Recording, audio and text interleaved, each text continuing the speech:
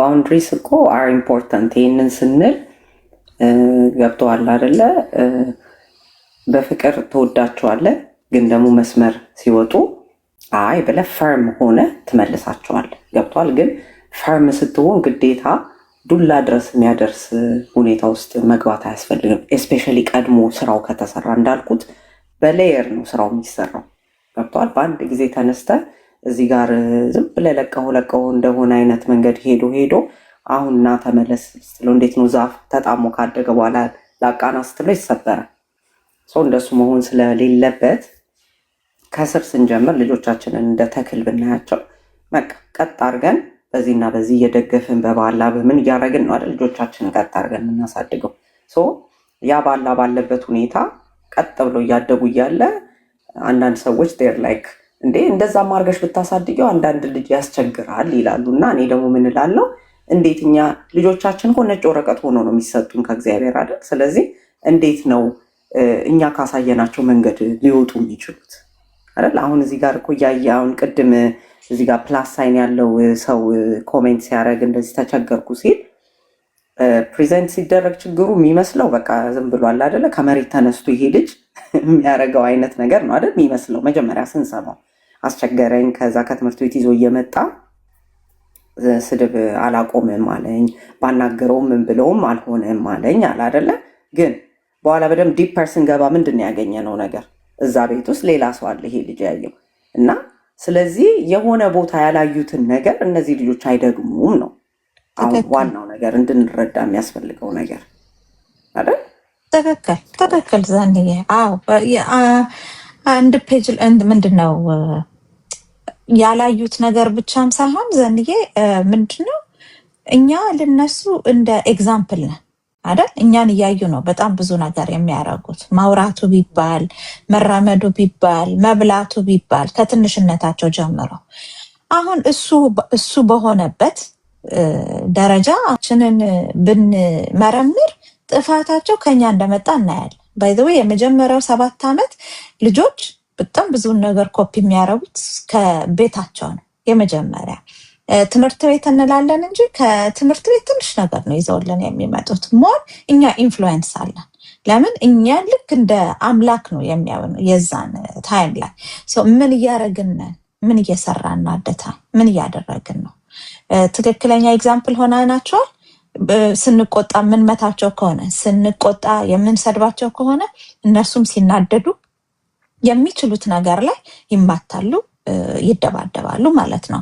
ኦር ስድብ ደግሞ ሲናደዱ የሚያወጡበት ኮፒንግ ሜካኒዝማቸው ይሆናል ማለት ነው። ኮሜንት ላይ ምንድነው ምን ይላል? የኔ የ14 ዓመት ልጄ ጎንደር የሚለው ማለት ነው። የኔ 14 ዓመት ልጄ ቤት ውስጥ መኖሪያ ረስቶኛል፣ እኔ የምከለክለውን ነገር አባትየው ይፈቅድለታል ይላልና አይ ገስ ፓረንት ሃስ ቱ ቢ ኦን ዘ ሴም ፔጅ ነው ያልኩት። ምንድነው አንዱ የሚሰራውን ሌላኛው የሚያፈርስ ከሆነ ልጆች ኮንፊውዝ ነው የሚሆኑት። አንደኛ ኮንፊውዝድ ይሆናሉ፣ ሁለተኛ የትኛው ራይት እና ሮንግ እንደሆነ መከተል ግራ ስለሚገባቸው የራሳቸው ዓለም ክሬት ያደርጋሉ። ከዛ በኋላ ልጆችና እኛ አንተዋወቅም፣ እንሸዋወዳለን። አንድ ቤት ውስጥ እንኖራለን። we think we are doing the best but እነሱም አልገባቸው፣ እኛም በምንፈልገው ነገር በሚገባው መንገድ ደሊቨር አላረግንም። ስለዚህ ልፋት ብቻ ይሆንብናል። እንደዚህ አለመግባባት ይፈጠራል። በአንድ ቤት እየኖርን የተለያየ ሰዎች እንሆናለን። አይ ሚን አሁን 14 ዓመት ልጅ የራሱ የሆነ የኤጅ ሆርሞናል ቼንጅ አለ። ያስተሳሰብ ለውጥ ይመጣል። ከሰብኮንሺየስ ወደ ኮንሺየስ እየተኬደ ነው። በራሳቸው ኖን ኤክስፒሪየንስ ማድረግ ይፈልጋሉ። ብዙ ነገር ይቀየራል። እሱ እንዳለ ሆኖ ደግሞ ኦን ቶፕ ኦፍ ዛት አንደኛው የሚፈቅደውን አንደኛው የሚከለክል ከሆነ ለማኔጅመንት አስቸጋሪ ነው የሚሆነው። ሶ መፍትሄው ምንድነው? ሁለታችሁ ቁጭ ብላችሁ ማውራት ነው። እናትና አባት ኦን ዘ ሴም ፔጅ ካልሆነ ልጃችንን ግራ እያጋባን ነው። እንዲ ማየው አሁን ለምሳሌ እናት ከሆነች አይደለ ይሄን ነገር ያስተዋለችው let's be conscious, let's work on ourselves። አሁን እያየን ያለነው ነገር ጥሩ ነው እንዴ? አውትፑቱን ነው እኮ የምናየው አይደለም ልጃችን ላይ። so what shall we do? ልጁ ላይ ፖይንት አውት ማድረግ ምንም አያስፈልግም። እኔ ይሄ ልጆች ጥፋት አለባቸው ብዬ ስለማላምን 100% የወላጅ ጥፋት ነው፣ ስናቅም ሳናቅም ፈልጎ ልጁን የሚጎዳ ሰው የለም። ኦፍ ኮርስ ኤቭሪ ፓረንት ለልጁ ጥሩ ነገር ማድረግ ነው የሚፈልገው፣ ግን the way we deliver it ደግሞ ኔጌቲቭ ሪዛልት አንዳንዴ ያመጣብናል። ስለዚህ ሁለታችሁ ተወያዩ። በጣም አሁን አንቺ የምትናገሪውን ነገር የመቀበል ሁኔታ ከሌለ ምናምን ፓርትነር ላይ ባለቤትሽ ላይ ሌላ የሚሰማው ሰው ወይም ደግሞ እንዲህ ሚዲያ ላይ ያሉ ነገሮችን መጽሐፎችን በመጋበዝ በማሳየት በጓደኛ ሊሆን ይችላል ምናምን ብቻ መመካከር አስፈላጊ ነው ልጅን ከማጣት በፊት። በጣም ብዙ ቤት ያለ ችግር ይመስለኛል። አንዱ የሚሰራውን አንዱ ያፈርሳል። ስለዚህ እኔ ብሆን ምንድነው ማረገው? ባለቤቴ እኔ የገባኝ ነገር አልገባውም ብዬ ካሰብኩኝ ልነግረው ሞክራለሁ። as much as እንትን ፋይት ማድረግ ካለብኝ I mean good fight ማለት ነው እዛ ድረስ ማለት ነው። I'm not gonna let it happen in my house። ልጆቼ የሆነ ነገር እየተበላሸ እንደሆነ እያየሁኝ ዝም ብዬ አልተውም። ነገርየው መፍትሄ እስኪያገኝ ድረስ እስከ ጥግ ድረስ መሄድ አስፈላጊ ነው። ጥግ ስል መወያየት መነጋገሩ ማለት ነው። በቃ እሱ እንደዚህ ነው ምናምን ብለን መተው የለብንም because ጉዳቱ በኋላ ላይ አስከፊ ሊሆን ስለሚችል ማለት ነው። እሱን ለማለት አዎ የባለሙያም እርዳታ ካስፈለገ መግባባት ካቃተ ወደ ባለሙያ ሄዶ ለልጅ አስፈላጊውን ርቀት መጓዝ ግድ ነው ብዬ አስባለሁ። በጣም ትክክል ዘንዬ። ደግሞ ያ 14 ዓመት ማለት ልጆች ኦሬዲ ወደ ትልቅ ሰውነት የሚሄዱበት እድሜያቸው ቲኔጀር የምንለው ግን ያ ቲኔጀር ማለት ከልጅነት አልፈው ወደ ወጣትነት የሚገቡበት እድሜያቸው ስለሆነ የሆርሞን ለውጦች አሉ፣ ብዙ ነገሮች አሉና እዛ ፖይንት ላይ ቤተሰብ እናትና አባት አንድ ፔጅ ላይ ከሌላችሁ በቃ ልጁ የሚፈልገውን መንገድ ነው የሚወስደው እና እዚህ ላይ እንደምንም ብላችሁ አንድ ፔጅ ላይ መሆናችሁን በጣም ባካችሁ የእውነቴን ስለ ልጆቻችሁ ብላችሁ ከቤት ልታስወጣው ልታባረረው። ዛሬ አርስት የሰጠነው ደዴላ ፈልት ላይ ከቧር ያልነው ፍቅር ወደ ጦርነት የተለወጠበት ያልንበት ምክንያት ምንድነው? ያ ትንሽ ልጅ እንዴት አድርጎ ነው አድጎ ከቤት እስከመውጣት ድረስ ጦርነት ውስጥ የገባ ነው? ምን ሆነን ነው? ምን ተፈጥሮ ነው? የእውነት ለመናገር በጣም ብዙ ጊዜ እኛ እንትናችን ነው ይሄ ምንድነው ክብራችን ተነካ። እንዴት አብልቼው አጠጥቼው እንዴት እንደዚህ ያደርገኛል? በእኔ ቤት ጣራ ስር እንዴት ይሄ ነገር ይሆናል? አይደለ? ብዙዎቻችን ተሰምቶን ገና ምንም የማያውቅ የ14 ዓመት የ15 ዓመት ወር የ16 ዓመት ልጅ አስወጥተን የምንላቀው ዘንዬ ትይዋለሽ። በትክክል አሁን የሚገርማችሁ ነገር ባለፈው እኔ የሆነ ውይይት እንደዚሁ ስለ ልጅ አስተዳደግ እያወራሁ በነበረበት ሰዓት ምንድነው የሚለኝ ይሄ ልጅ እኔ ልጅ ወልጄ የምለውን ነገር የማይሰማኝና የማያከብረኝ ከሆነ መልስ እኔ እንደዚህ አርግ ብዬ ስቆጣው መልስ የሚመልስልኝ ከሆነ ማይታዘዘኝ ከሆነ ቀጥታ ወደ ዱላ ገባለሁ አለ እና እገርፈዋለሁ። በቃ በተቻለ መጠን ቀበቶ መልስ ነው አለ። ከዛ ቁጭ ብለን እያወራን በቃ ለሁሉም ችግሮች እሱ የሚያቀርበው የነበረው መፍትሄ ዱላ ነው። ከዛ ምን አለ ነው እኛ ደግሞ ሌሎቹ ትንሽ በዚህ ጉዳይ ላይ የራሳችንን ስራ የምንሰራ ሰዎች ኦኬ ይሄ ልጅ በመታው ቁጥር ሁሉም ልጅ እኮ እሺ ብሎ አይመለስም። አንዳንዱ እየባሰበት ነው የሚሄደው ጥፋቱ። የዛኔስ ምን ልታረግ ነው አልነው።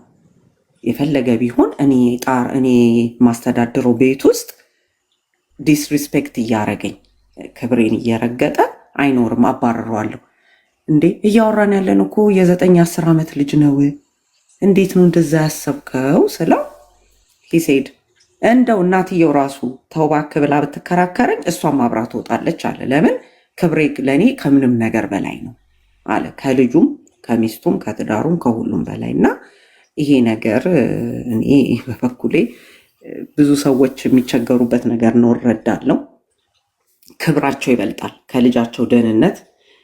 ዛሬ ልጃቸውን ስብርብሩን አውጥተውት ወይ የባሰ ማይሆን የእልህ ጎዳና ውስጥ ከተውት ልጁ በጥፋት መንገድ ቢሄድ ይሻላቸዋል። እነሱ እዚህ ጋር ዛሬ ተለማምጠው የልጃቸውን ችግር ሲጀመር እኔ አሁን ሁሌ ወላጅ ሚስ ያደርገዋል ብዬ የምለው ፖይንት ምን እንደሆነ ታውቂያለሽ ናኒታ? አይ ቲንክ ልጁ ወላጅ አይረዳም። ራሱ ያጎደለው ነገር ስላለ ነው ልጁ አክታውት እያደረገ ያለው። እዚህ ጋር እኛ ያጎደልነው ነገር ስላለ ነው እንጂ ማንም ልጅ ቢሆን ከመሬት ተነስቶ ጥፋት አያጠፋ፣ አልታዘዝም፣ እምቢ አይልም። እና ያ መጀመሪያ ልጃችን እንደዚህ ጥፋት ጎዳና ላይ ስናገኘው በተደጋጋሚ ምንድን ያጎደልነው ብለን ራሳችን እንኳን ማግኘት ባንችል ይሄንን ነገር ማለት ነው ሄደን ባለሙያ ጋር እርዳታ መጠየቅ አለብን ብዬ አስባለሁ። ለምን ዛሬ እቺ የምናደርጋት ትንሿ ለውጥ ትንሿ ጥያቄ ነገ እድሜ ልካችንን እየየ ከማለት ልጃችንንም በማይሆን መንገድ ውስጥ ከመምራት ያድነናል ብዬ አስባለሁ። ትክክል፣ በጣም ትክክል።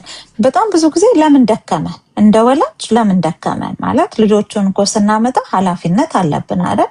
እዚህ ዓለም ላይ አምጡን ብለው ጠይቀጡም እኛንን ፈልገን ያመጣናቸው እና ለነዚህ ልጆች ተጠያቂዎች ነን፣ በሰማይም ሆነ በምድር ተጠያቂዎች ነን እና ለእንዴት አድርገን ነው ሪስፖንሲቢሊቲዎቻችንን በቃኝ ውጣ ክብሬ ይበልጣል ማለት የደረስ ነው? ምን ደከመ? ምን አይተን ነው? ከየት ተምረነው ነው? ይሄንንም ብናውቀው እኛ ተብለናል። በፊት ማትሰማ ከሆነ ከዚህ ቤት ለቀህ ውጣ ተብለናል። የዛን ሰዓትኛ ምን ተሰማ ተብለንም ከሆነ ልባችን መቼስ ተሰብሯል። ከእናት ከአባታችን እንደዚህ አይነት ነገር ስለማንጠብቅ። ለምን እናት አባት ማለት አቅፎ ስሞ ያሳደገ ማለት ነው። አሁን ዛሬ ና ተነስ ውጣ ሲባል የሚሰማው ስሜቱ ሰው አለ። ሰው ደግሞ ህይወቱን የሚኖረው በብዙ ጊዜ ከስሜቶች ጋር ታጭቆ ነው አይደል? አብሮት የሚኖረው ስሜት ነው። በቃ የሰውን ልጅ ምንም አይነት ምላሽ እንዲሰጥ የሚያደርገው ይሄ እስከሆነ ድረስ እንዴት ነው ስሜቶቻቸውን የልጆቻችንን መግደል ወይም መቁረጥ የምንፈልገው?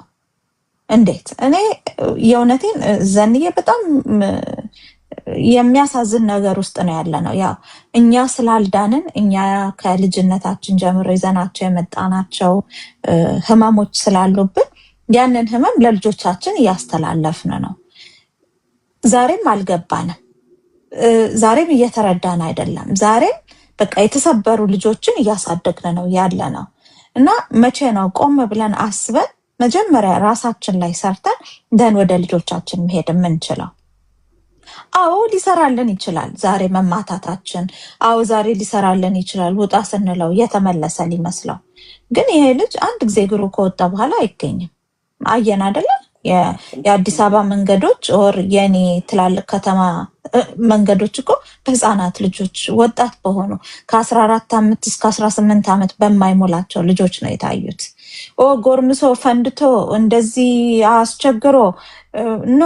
በጣም ብዙ ጊዜ ያልታዩ ልጆች፣ ያልተሰሙ ልጆች፣ ፍቅር ያልተሰጣቸው ልጆች ምክንያቱም ስሜታቸው አደታይም በጣም ከፍተኛ ስለሆነ እኛ ያንን ኢሞሽናል ኒዳቸውን ሚት ማድረግ ያቃተን እኮ ቤተሰቦች ነን እኮ ልጆቻችን መንገድ ላይ የወጡብን።